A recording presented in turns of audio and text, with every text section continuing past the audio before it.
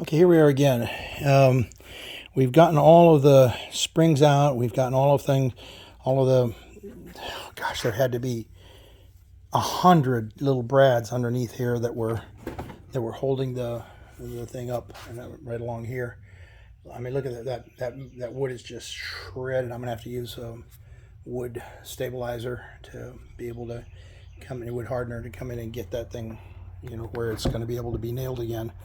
But then I was looking at this, and this is what they did was they put these little knobs on. They had one here, one in the front, one over here, and I found out that the paper actually shows that you can look at the copyright actually on the edge of this paper, and the paper says that it was copyrighted in it was printed July 16th, 1935, and that it was copyrighted in 1934. And this is a baker's, it's Coaster's Twin Bread. Coaster's Twin Bread bakery wrap. That's actually a bread wrapper.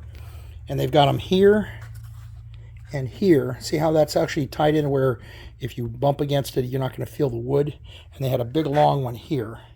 It was wrapped in burlap, but it also was wrapped up in just a wad of paper that did that.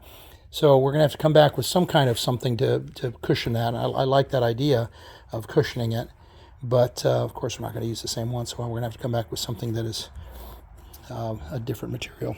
But thought you'd like to see where it is now, because my goodness, this is a project. I'm not exaggerating. It probably was over 100 brads and nails and all this stuff that was in there. I mean, there was these things. There was literally hundreds of them, and you notice they're actually bent over on the end sometimes, so it was difficult getting them out. But you can see how it tore up the wood. The wood has just been shredded because of that, and then down here also the wood is shredded.